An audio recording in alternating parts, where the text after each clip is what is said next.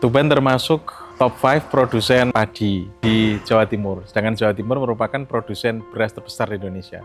Nah, kami melihat bahwa kebutuhan pupuk di sekitar sini memang tinggi, namun mereka tidak memahami betapa penting menyehatkan tanah. Tempo hari saya diperkenalkan sama Pak Mur dari ITS terkait dengan urgensi implementasi biochar di lahan. Bersama teman-teman ITS mengaplikasikan biochar di lahan 2 ton per hektar. Hasilnya cukup mengejutkan. Kami biasanya di lahan 4.000 meter itu hanya panen sekitar 1,9 sampai 2,3 mentok. Itu sudah bagus. Ya, ternyata setelah pengaplikasian biochar ini naik sampai 3,16 ton. Dan itu fantastis sekali. Nah, begitu kami mendalami kenapa biochar ini kok begitu bagus ya di tanah sawah.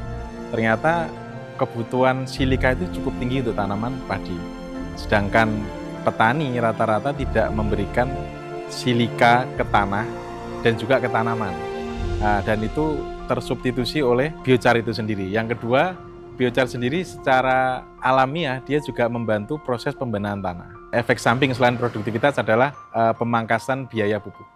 Biochar di sini bisa dengan mudah dapat diakses oleh siapapun. PR-nya adalah bagaimana mengkonversi gabah tadi itu menjadi biochar. Dan itu kita ada alatnya. Kita sudah support sama ITS dengan mengkonversi gabah menjadi biochar yang tepat.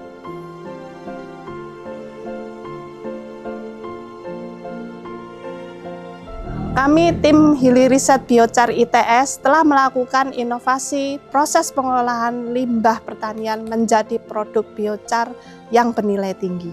Biochar ini dapat mengubah limbah pertanian menjadi solusi yang berkelanjutan dengan mengurangi emisi karbon dan peningkatan kualitas tanah serta turut memberdayakan ekonomi lokal.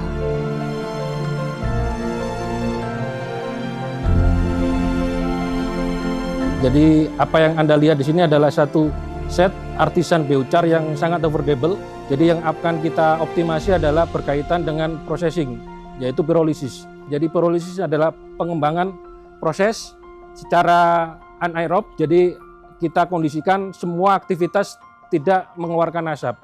Jadi yang Anda lihat di sini juga asap akan kita harvesting dalam bentuk asap cair yang nanti juga kita optimasi untuk pengembangan pestisida. Sedangkan yang kita lakukan untuk inovasi adalah mengembangkan pula yang berkaitan dengan monitoring. Jadi semua aktivitas ini kegiatannya dimonitor oleh satu sistem IoT, monitoring, reporting, dan nanti akan divalidasi dalam satu proses dedicated biochar. Kita fokus untuk yang tahun pertama ini pengembangan artisan biochar, level kapasitasnya adalah 200 kilo, dan kita masih fokus rice husk.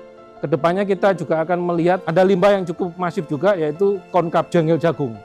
Jagung memiliki C dalam bentuk yang lebih banyak dibandingkan dengan rice husk.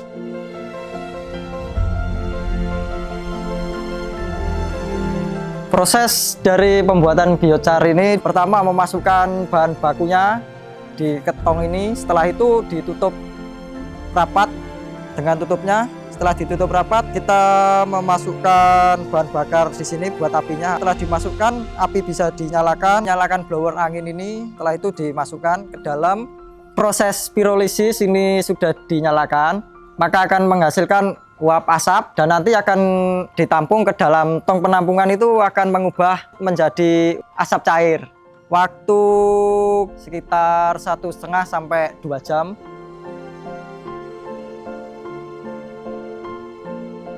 Panen berapa ton gitu Pak? Penjemuran tiap hari kan 10 ton sampai 15 ton. Penggilingan padi 4 ton beras, 2 ton limbah 2 ton sekem. Ya, sing kering itu kan diseleb lagi, damel campuran peternak lah. Sing terus itu di petro.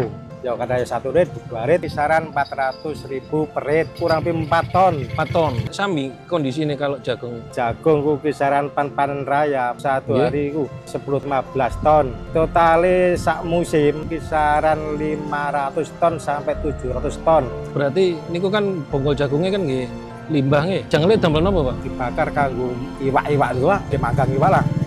Berarti enggak dijual nggih sebagai limbah juga. Ya sangeke lah di lapangan sangeke. Kita kan wonten kegiatan yang namanya pengembangan pupuk hayati ya. Biochar ini proses pembuatan pupuk dari limbah pertanian. Salah satunya sekam padi dan jengkel jagung. Kedepannya panjenengan kami libatkan bersedia memboten Pak? Ya tersedia lah. Nggih, bersedia. Nggih. Dan yang paling utama kan ini harus kembali ke petani nggih. Jadi ngapunten kalau ketemu pupuknya ya nanti akan dimanfaatkan oleh petani. Nggih.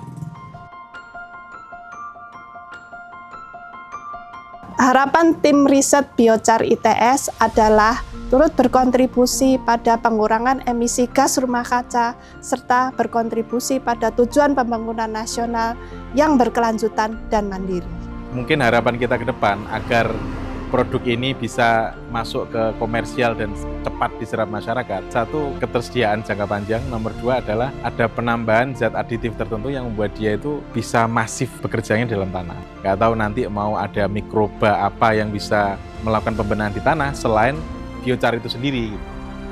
Kedepannya kita akan melakukan sirkular ekonomi. Jadi apa yang kita hasilkan di sini semuanya akan kembali ke lahan atau semuanya akan kembali ke petani. Tentunya kita akan coba masifkan yang berkaitan dengan unit, kita akan coba scalable-kan dalam bentuk yang lebih besar lagi karena kebutuhan yang cukup masif pula berkaitan dengan rotasi tanaman yang ada di Tuban.